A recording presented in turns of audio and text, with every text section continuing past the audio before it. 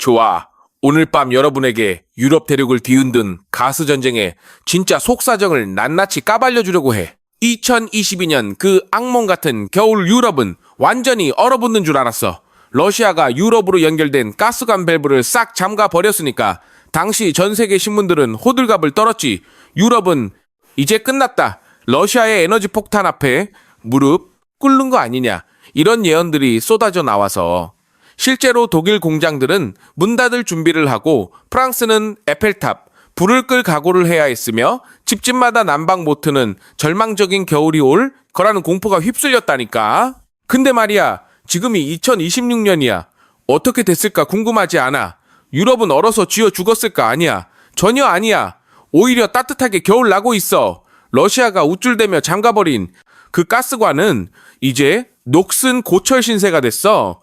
도대체 어떻게 된 거냐고? 누가 이 절체절명의 위기에서 유럽을 살려냈을까? 미국이 가스를 팔긴 팔았지. 카타르도 열심히 배를 채웠고, 하지만 진짜 결정적인 순간에 판을 뒤집은 숨은 주인공은 따로 있어. 바로 이 순간에도 독일, 북해의 거친 파도와 칼바람을 맞으며 든든하게 서 있는 거대한 강철 거인들.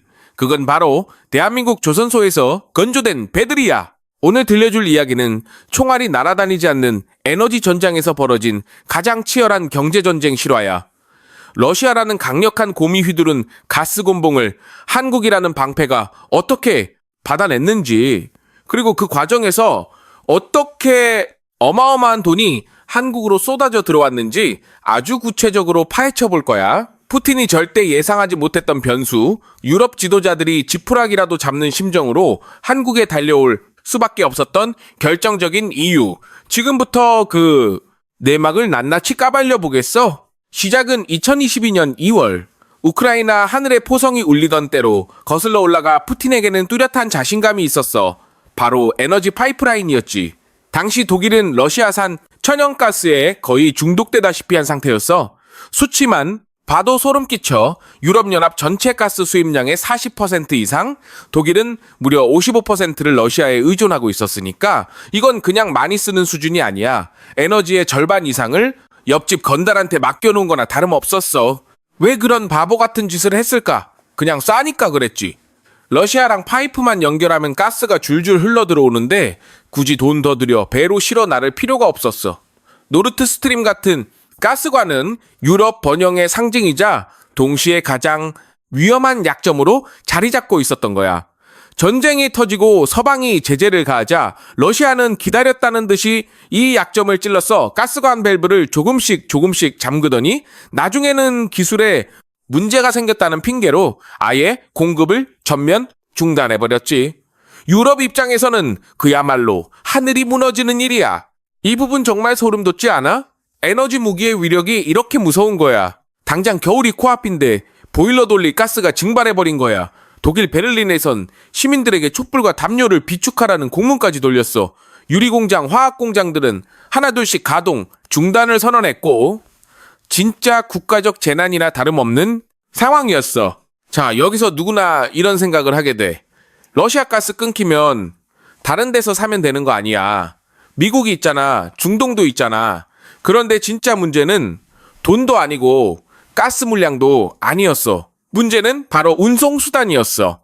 파이프라인 없이 바다를 건너 가스를 실어오려면 이걸 영하 162도로 완전히 얼려서 액체로 만들어야 해. 그게 바로 LNG 액화천연가스야. 부피가 600분의 1로 줄어드니까 배에 가득 실을 수 있는 거지. 문제는 이렇게 가져온 얼음을 다시 녹여서 기체로 만들어야 쓸 수 있다는 거야. 그게 바로 제기화 터미널이야. 그런데 러시아 파이프라인만 믿고 살던 독일에는 이 제기화 터미널이 단 하나도 없었어. 땅 위에 새로 터미널을 짓자니 환경평가, 설계, 공사까지 최소 5년에서 7년은 좋게 걸려 당장 올겨울에 얼어 죽게 생겼는데 5년 뒤 완공 소식이 무슨 소용이겠어. 유럽 지도자들은 완전히 패닉에 빠졌어. 그 절망의 순간 그들의 눈에 들어온 게 바로 바다 위에 뜨는 가스공장 FSRU였어. 이름이 좀 복잡하지. FSRU, 부유식 저장 제기화 설비라고 불러. 쉽게 말해서 그냥 떠다니는 LNG 터미널이야. 이렇게 한번 비유해 볼게. 우리가 식당을 운영하는데 갑자기 가스관이 터져서 불을 못 쓰게 됐어. 가스 배관 공사 다시 하려면 1년 걸린대. 그럼 우리 식당 1년 문 닫아야 할까? 그때 우리 가게 앞에 엄청난 푸드트럭 한 대가 딱 나타난 거야. 이 트럭 안에는 가스 탱크도 있고 요리 설비도 다 들어있어서 트럭을 주방 호스에 딱 연결하는 순간 바로 불을 켤 수 있는 거야. FSRU가 바로 그런 푸드트럭 역할을 하는 거지.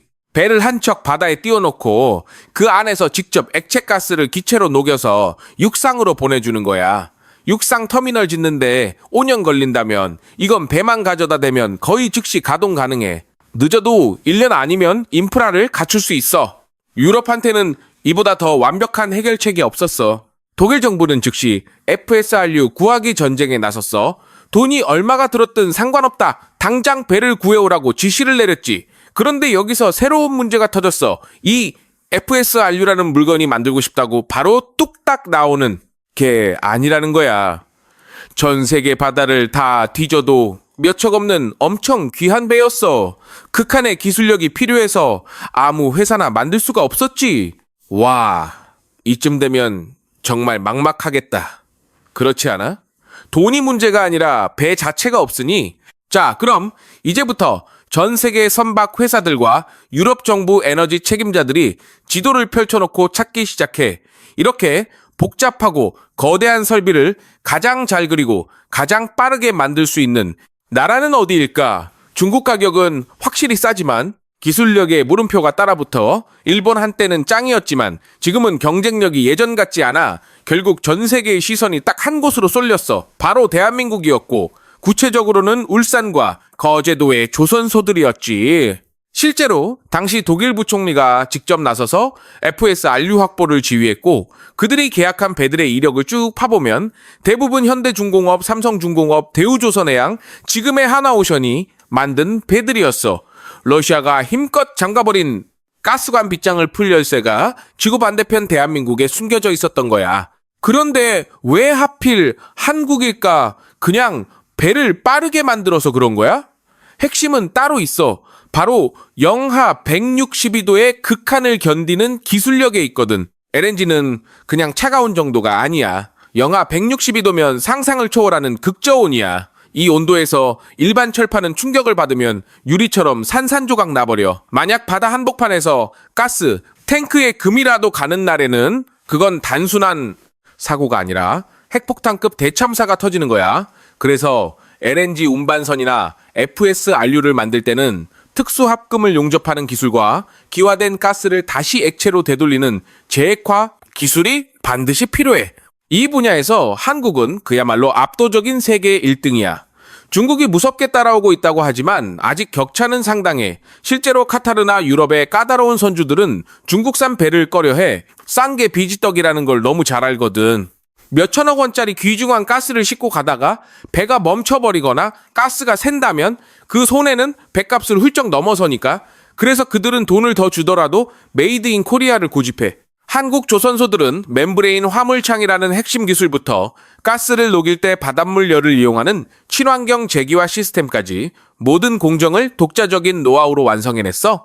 삼성중공업의 SS리 가스, HD 현대중공업의 하이에코 가스 같은 기술은 세계 표준이나 다름없어.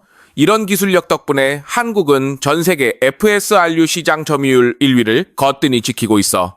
독일 빌헬름스하펜 항구에 떠있는 한국산 FSRU를 한번 봐. 그 웅장한 모습 뒤에는 한국 엔지니어들의 피와 땀이 고스란히 녹아있어. 유럽 사람들은 아마 모를 거야 자기. 집을 따뜻하게 데워주는 그 가스가 8,000km나 떨어진 한국의 기술 덕분에 공급되고 있다는 사실을. 게다가 이 배 한 척 값이 얼마인지 알아? 4억 달러, 우리 돈으로 5천억 원이 훌쩍 넘어. 웬만한 빌딩 몇 채 값이야. 유럽은 이 엄청난 돈을 내면서도 한국 배를 선택했어. 왜냐고 생존이 걸렸으니까 당연하지. 목숨이 왔다 갔다 하는데 짝퉁, 방탄복을 입을 수는 없는 거야.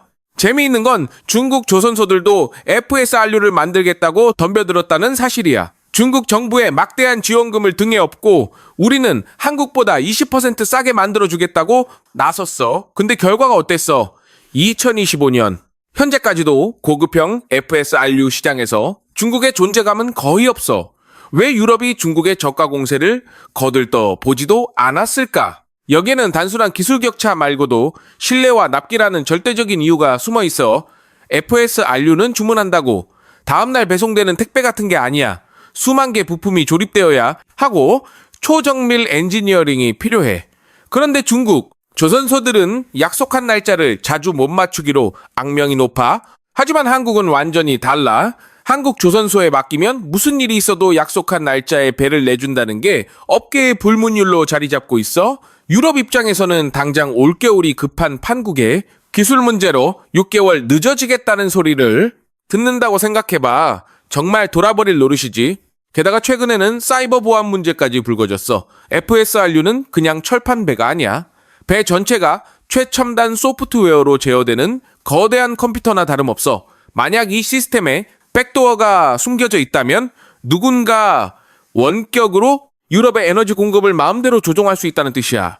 상상만 해도 끔찍하지. 미중 갈등이 점점 심해지는 상황에서 유럽이 자기들 에너지 안보를 중국산 시스템에 맡길 리가 없잖아. 반면 한국은 확실한 우방 국가이자 보안 면에서도 믿을 수 있는 동맹이야. 결국 기술력 납기 그리고 안보라는 세 가지 조건이 완벽하게 맞아떨어진 결과가 바로 한국산 FSRU의 압도적 독주인 거야. 싸구려 물건은 중국에서 사도 되지만 국가 운명이 걸린 핵심 설비는 한국에서 사야 한다는 인식이 완전히 굳어져 버린 거지. 이건 하루아침에 만들어진 이미지가 아니야. 수십 년 동안 거친 바다에서 싸우며 피와 땀으로 증명해온 K조선의 유산인 셈이야. 지금 유럽 항구마다 하나둘씩 자리 잡은 한국산 FSRU는 단순한 수입 제품이 아니야. 우리는 가장 믿음직한 파트너와 손을 잡았다는 유럽의 안도감이 바로 저 거대한 강철, 구조물로 형상화된 거라고 볼 수 있어. 자, 이제 시야를 좀 더 넓혀서 이 현상이 가지는 국제 정치적 의미를 한번 짚어볼게. 한국산 FSRU가 유럽에 들어갔다는 건 단순히 배를 한 척 팔았다는 수준을 넘어서는 이야기야. 유럽의 에너지 지도가 통째로 뒤집혔다는 걸 의미해. 이 부분 진짜 중요한데 천천히 음미해 볼 필요 있어. 예전 유럽의 가스관은 동쪽 러시아에서 서쪽 유럽으로만 흐르는 고정된 혈관이었어. 어쩔 수 없이 묶여있는 구조였지. 하지만 FSRU는 완전히 달라 움직이는 터미널이야. 오늘은 미국 가스를 받고 내일은 카타르 가스를 받을 수 있어. 필요 없으면 배를 끌고 다른 항구로 가면 그만이야. 즉, 유럽이 특정 국가의 협박에 휘둘리지 않고 유연하게 대처할 수 있는 진짜 에너지 독립을 손에 쥔 거야. 그리고 이 놀라운 독립을 가능하게 해준 결정적 도구가 바로 한국에서 만든 배들이야. 지금 미국은 유럽 최대 가스 공급국으로 올라섰어. 러시아가 빠진 자리를 미국 셰일가스가 완전히 대체하고 있어. 트럼프 행정부 들어서 미국은 에너지 수출을 더욱 강력하게 밀어붙이고 있는 형국이야. 이런 상황에서 가스를 받아낼 그릇인 FSRU 수요는 앞으로도 계속 폭발할 수밖에 없어. 파이프라인에 묶인 시대는 저물고 바다를 통한 LNG, 자유무역 시대가 활짝 열린 거야. 물론 일부에서는 이런 우려도 나와 전쟁 끝나면 다시 러시아 가스 쓰는 거 아니야. FSRU는 그냥 임시방편이잖아. 하지만 전문가들 분석은 완전히 달라. 유럽은 이미 2027년까지 러시아산 화석연료 의존도를 제로로 만들겠다고 공식 선언했어. 한번 신뢰가 깨진 상대와는 다시는 거래하지 않겠다는 의지지. 게다가 이제 육상터미널을 새로 짓기에는 환경 규제가 너무 까다로워졌어. 주민들이 님비 현상으로 반대하는 경우도 많고, 그래서 바다 위에 띄우는 FSRU는 이제 임시직 개념이 아니라 완전한 정규직 인프라로 확실히 자리 잡아가고 있어. 한국 조선업계 입장에서는 든든한 효자 노릇을 하는 캐시카우가 생긴 셈이야. 배 한 척 팔면 영업이익률이 10%를 가볍게 넘어 제조업에서 이 정도 수익률을 내는 건 거의 기적에 가까워. 러시아의 야망이 산산조각난 그 바다 위에서 한국은 실속을 제대로 챙기며 조용히 웃고 있는 형국이야. 정말 아이러니하지 않아. 푸틴이 자신감차게 쏘아올린 공이 빙글빙글 돌아서 한국 경제를 살리는 대박 홈런볼이 되다니. 그런데 여기서 끝이 아니야. 지금은 LNG가 대세지만 나중에 진짜 친환경 시대가 오면 가스배도 끝물 아니냐고 걱정하는 분들 분명 계실 거야. 아주 날카로운 지적이야. 유럽은 2050년까지 탄소 중립을 목표로 하고 있으니깐. 하지만 한국 조선소들은 벌써 그 먼 미래까지 내다보고 준비하고 있어. 바로 암모니아야. 지금 막 건조되고 있는 최신형 FSRU나 가스 운반선들은 단순히 LNG만 실어 나르는 게 아니야. 나중에 암모니아로도 쉽게 전환할 수 있도록 설계 단계부터 암모니아 레디, 즉 암모니아 추진 준비가 완벽하게 되어 있어. 암모니아가 왜 그렇게 중요할까? 수소는 차세대 청정에너지로 꼽히지만 기체 상태로는 운반이 너무 어려워. 그래서 수소의 질소를 결합해 암모니아로 만든 다음 액체 상태로 운반하는 방식이 가장 유력한 차선책으로 떠오르고 있어. 즉 지금의 LNG 운반선 기술이 그대로 미래의 수소 운반선 기술로 직결되는 거야. 한국의 HD한국, 조선해양, 한화오션 등은 이미 암모니아 추진 선박 수주 세계 1위를 달리고 있어. 엔진부터 연료 탱크까지 미래 시장을 미리 선점하기 위한 기술 개발이 거의 완료된 상태야. FSRU 역시 계속 진화 중이야. 지금은 천연가스를 재기화하는 게 주임무지만 미래에는 암모니아를 다시 수소로 분해해서 육지에 공급하는 그린에너지 허브 역할을 당당히 해낼 거야.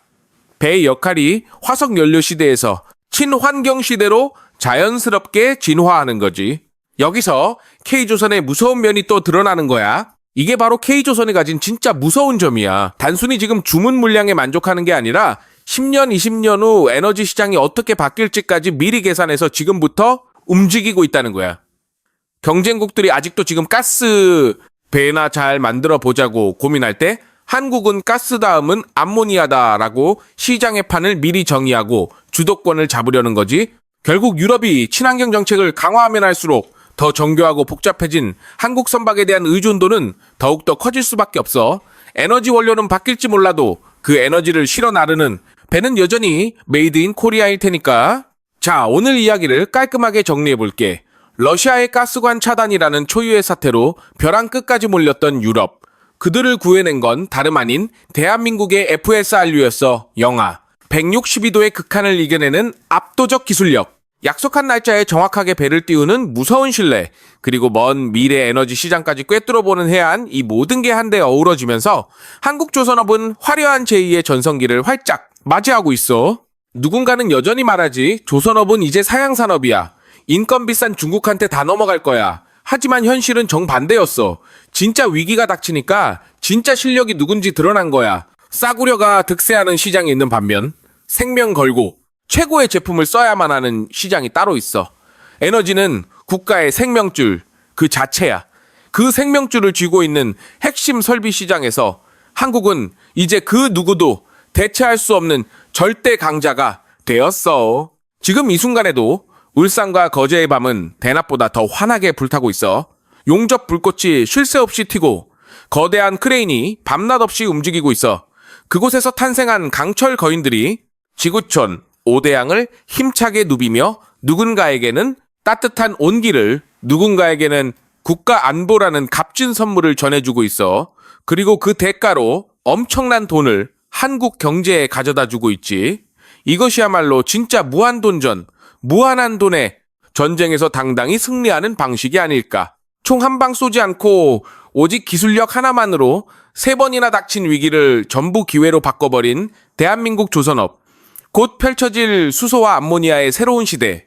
그 낯선 바다 위에서도 한국의 기술력이 담긴 깃발이 가장 높이, 가장 멋지게 휘날리길 진심으로 기대해본다. 오늘 준비한 긴 이야기는 여기까지야.